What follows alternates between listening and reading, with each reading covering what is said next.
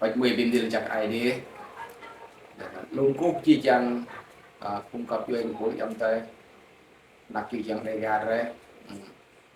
đốt lâm clay cái nạp nhai đa lâm clay hợp ác một là đọc hợp ác nhưng một là đọc nhai lưu hình trên một là đọc nhai tôi có chẳng giật lê có clay đây tục tiếp từ đông đông đá này sân trường mò lần các lần con đó ở trên cái gì gì chẳng nước là này chim sọt là hai tầng một là cũng càng cái gì ô sân xây gì có chẳng giật lê lại tăng là nấn lại lao lại tu lại quạt lại trong chẳng là gầm là nấn lại ở mỏ gầm sân lại giật lê ya không trung rác lên lúc bằng chí lại mùng cổ đắp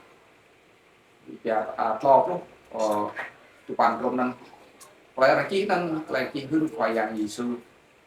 lại tăng nhung là lại nhà tụ lưu lại lên đang lại gặp nhai lẽ năng hầm công rác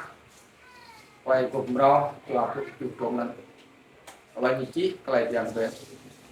hướng nghiệp ba bóc trung rác là ba bóc trung rác vậy lúc khoai dạng gì chích năng sân chí cha các khoai là chí các khoai dạng gì xu lúc các khoai là tiếng khoai dạng gì xu tập răng hơn vậy bây giờ dạng gì xu hơn răng hơn vậy bây giờ là gôn po nhiều là hơn nó ra chi trang lại nhiều ngạc lại bị ship cho nên chân sẽ chi nhiều đoạt lúc tôi cho mình cái này nhiều sân như mò lúc tôi cho mình cái này nhưng mò sẽ cho một chắc đó là cho một lời trong sẽ đến một sẽ chỉ lấy cổ trong con một thì coi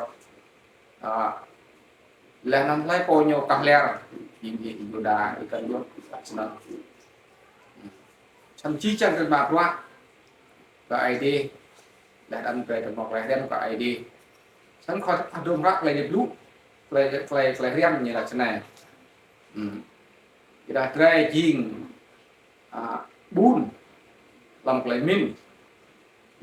bún làm lại nâng bông hoa hiện tại có cái vật chất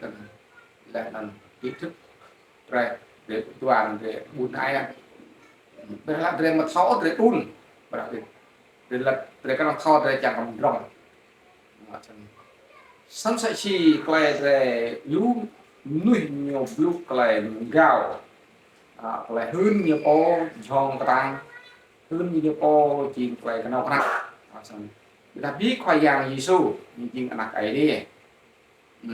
nên nhiều môn đó như là con nó chìm đặt ấy đi như là coi nó chìm cổ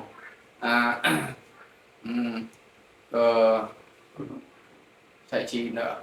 yang bc rồi để là răng lệch y chừng yang bc lệch lại y chừng đặt ấy đi y lệch lại còn tụi nó phải yang su ta nhờ nào việc làm đi hoạt làm nhờ vì hadith gì làm thứ nó họ ra hơn sinh ngạc ở khóa ra hơn rằng ngạc sạc đi rằng đừng gì đi còn bị đặt qua nhô sẽ chỉ phải giang cái lao cho mình bùng lạc còn về bùng lạc nên là bị đặt qua để nó răng cùng bè vai cổ còn khoai giang thì xử lý của Nazareth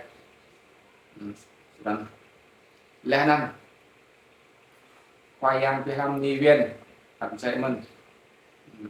lẽ năng khoai giang Giêsu mình phải làm đi đục đi lo postan thun thì qua biết thì xong mình đan lên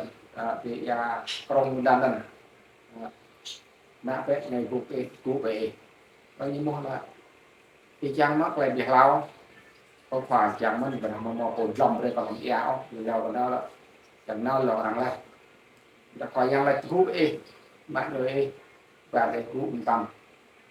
cho nên là khoai giang nhiều hơn là tìm cái đài nhô thì lo hình như cái nào tốt lại gặp nhai rằng nào sẽ chỉ là cầm đây nào chỉ thì giàu cao lọc này lọc nằm được giả là biết đang sao ý đặt nuôi và được giao đặt nuôi Việt Nam cùng so sát bay senang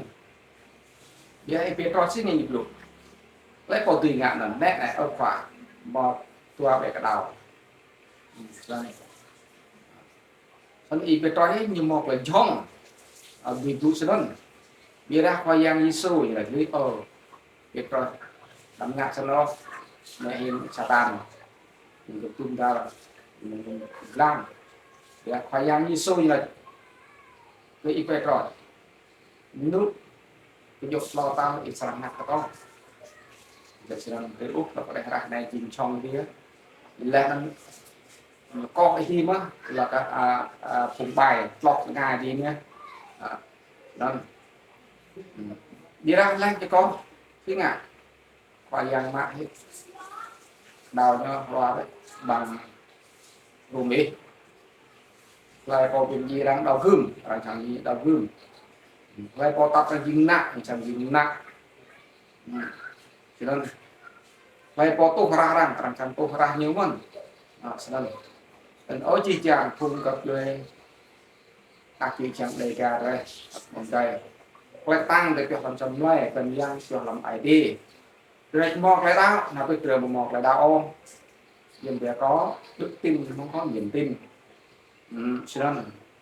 rồi mọc lại buồn làm như giờ cô gái vật chất nồng loạn những ngạt để buồn rồi một lại mino từ một lại có sao rồi buồn lòng lại lại min lại một thỏ lốc thỏ sao rằng nhiều tiền nó trí thức và nó đạo đức dần nhận thức dần rồi mỏ lại blue chẳng prong lại blue chẳng lông đi như po cá như một lem ác đang một đi như po một lem ác ô có thể một là cho những một là ao nên nhà chỉ là người từ lan đấy nhiều một trang ốc lên nhiều trang tục cũ thì chẳng rong ai á đoạn năng chìm đoạn dần cha sân sẽ chỉ moment về một là bita moment về một là bita sẽ chỉ từ một mắc phát có một mắc một phát ở luyện đọc tên nó này sân cùng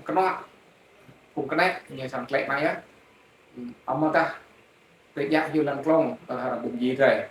mà nó mua làm lưới làm gì người ta thì một mặt một bạc sân vấn đề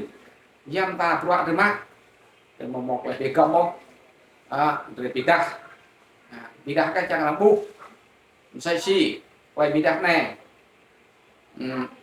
còn bị mồm sẽ chỉ quay bây giờ làm sang yang Buddha nên chi chàng cùng giờ về lang răng và cổ một bạc lu giờ là chặt bạc lăng như ra sao cho ông nên ăn nhiều hàng lấy nó hú nhiều hàng lấy bố được lẽ lo sao được bạc hay cho chín mình như ra khoai giang Giêsu như là cái này chỉ chàng giờ chàng mình đây á mà lu hin giờ là đang gây làm một lần tàu vậy đi như ra nên ăn nhiều nên dùng là nhìn nhớ hoặc là ai thì trong chăn ai thì nhiều hấp ai thì nhiều ác một bị đặt răng bí phun căn lại như đó lại ngạc lại hình an chàng bằng răng nhớ là chậm giờ lưu hình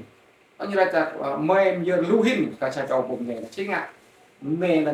giờ lại lưu hình cả mày em giờ lưu hình bây giờ khoai giang Giêsu như là thế này như là imo việc lại nó thì giờ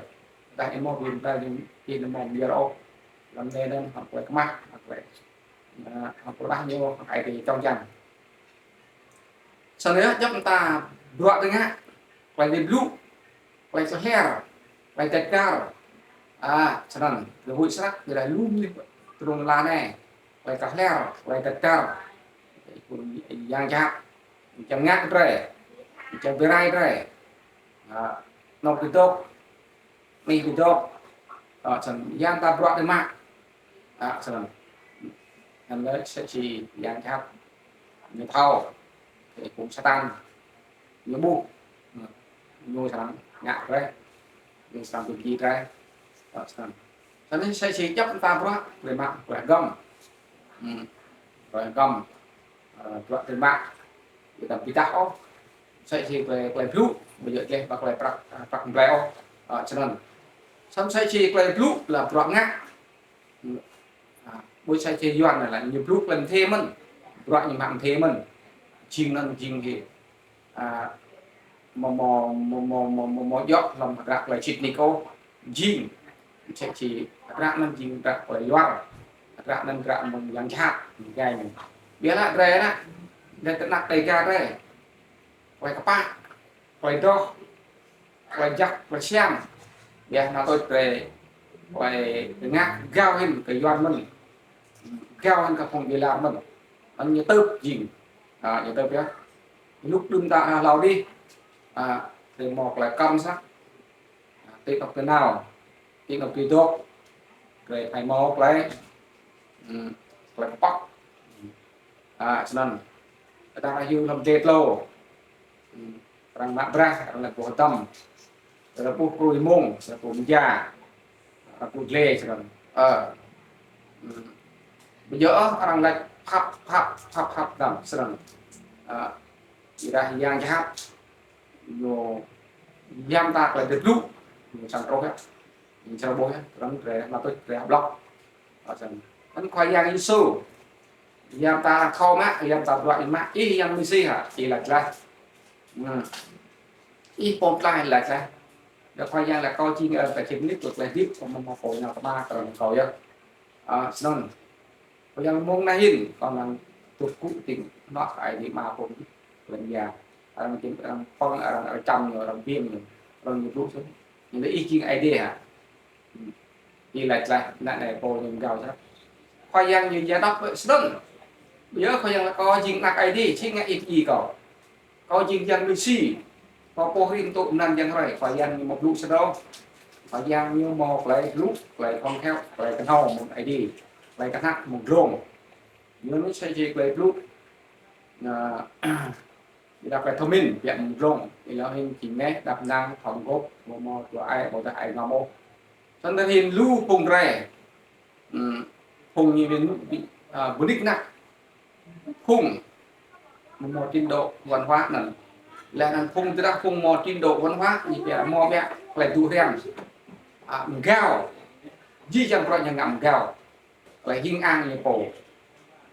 lại lúc như cái chân được lộ lần gạo chẳng hạn thao cái nhiều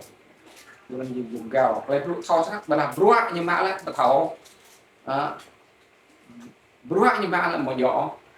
vẫn khoai yang như sô như này còn làm cả na thảo cả bọt nhau những trong một cái tục tân lại một hóa và mình về giang như thôi á nhưng chim đặt ai để lưới cô hari lấy mình về mình sẽ chỉ đào tép rồi rồi anh có ớt mi viên chắc ai để luôn cô chi chăng cùng đây cọc nụ đúng nó lần đầu tiên nó này tập xem riêng biết rồi amen.